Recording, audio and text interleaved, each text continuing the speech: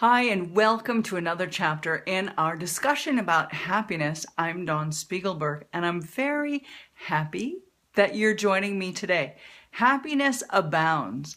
I had a weekend full of house chores, and yesterday I spent hours and hours pulling Boston ivy. Now, I want to share with you my experience about pulling Boston ivy and why weeding Boston ivy was a demonstration of happiness. And Boston ivy taught me how I can add happiness in a different way to my life. So with regard to happiness, there are basic things that can be done in order to improve happiness. And there are 5 things, and we've discussed them. But when it comes to being outside, doing yard work, and being by myself, there are a few of those things from the list that don't necessarily equate to what you would imagine as building happiness. There is one, though, and that is the gratitude piece of improving your happiness on a regular basis. So I had the idea that I would plant a flower garden. And I've got flowers in lots of different places on my property, and they've never had a home. And some of them have done well, some of them have done not so well. And I've been wanting to plant flowers in a particular place where it's just flowers, not flowers hanging out next to the vegetable garden because I don't have any other place to put them, not flowers that are getting the wrong sun exposure because I only had a place in a relatively shady space, right? You get the idea. I've not had a flower garden since we moved here in 2004. So yesterday I got the idea that I could clear out a small area of a piece of the corner of our property where there was lots of Boston ivy. That required me to pull out and weed Boston ivy. And if you know anything about it, it's invasive. It grows everywhere. It even grows up the trees, and we constantly pull it off the trees. And it can leave a rash on your skin. So I was thinking yesterday, how do I do this successfully? How do I prevent a rash from getting on my skin? And how do I make the most of something that really isn't a fun job? Pulling plants up and pitching them over the back hill is just not necessarily a fun project, especially when what you really want to be doing is planting seeds, moving flowers, right? It requires a different mindset.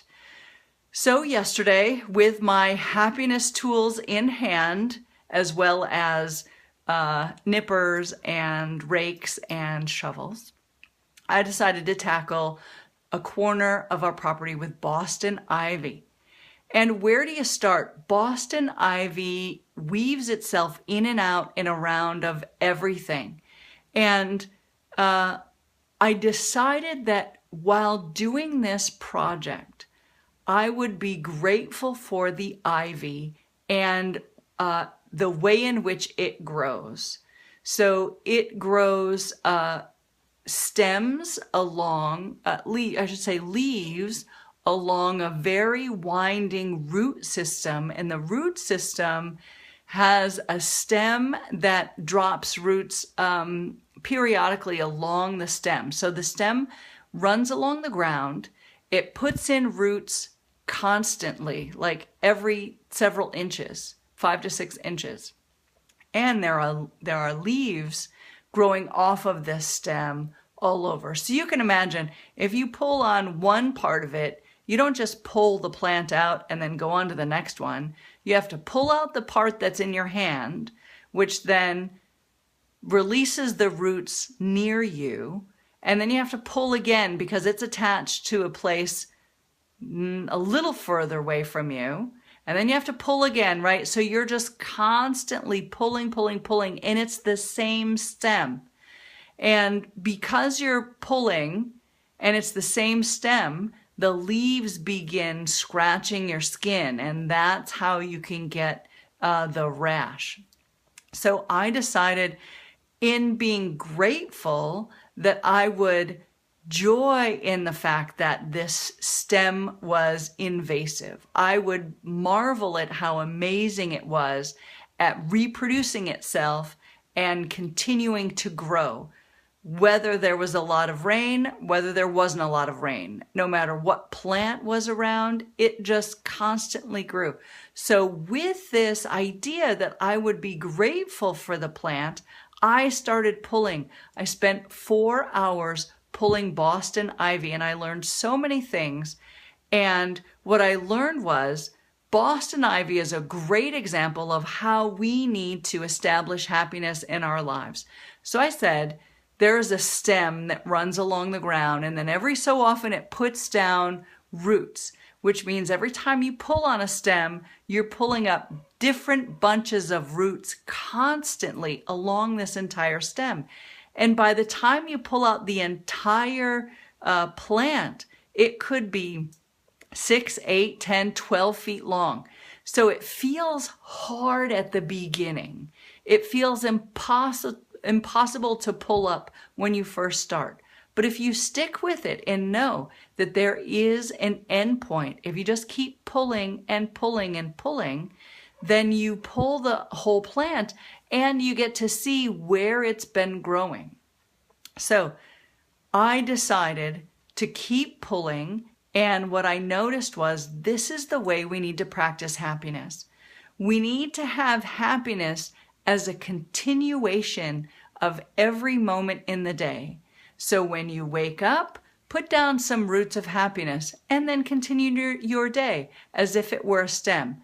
And continue filling yourself with happiness as if you had leaves getting sunshine all along the stem. You need to continue filling yourself with happiness and then putting roots down. Why is this? Because if something happens that is a disadvantage in your life, and it might snip a part of your stem, if all of your happiness is in one place, it's rooted in one area, then you could potentially feel like your whole day was ruined. That tends to be the perspective of my oldest son, who just this morning dumped his breakfast all over the garage floor. And the garage floor has dust and cobwebs and dirt. It's a garage floor. And he was just, he felt ruined for the whole day.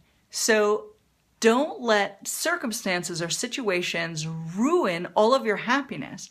Take the example of the Boston ivy and place happiness roots down throughout the day.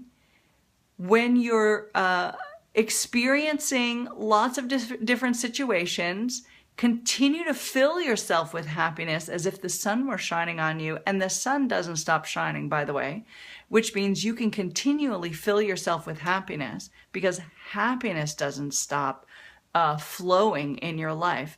It's only when you stop it. It's only when you don't allow happiness to be at the forefront of living your life from a place of certainty, from a place of gratitude, from a place of movement, that your life doesn't exhibit happiness and you're not feeling the happiness. So take the example from the Boston ivy and understand that you can live happy and be happy constantly no matter what happens. And even if in a moment your happiness is eroded, you've got different patches in this long line of happiness seeds that you've planted, happiness moments that you've had, that you can rely on in order to keep you grounded and to keep you happy.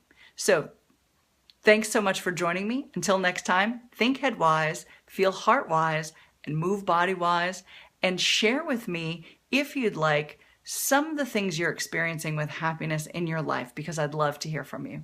Thanks.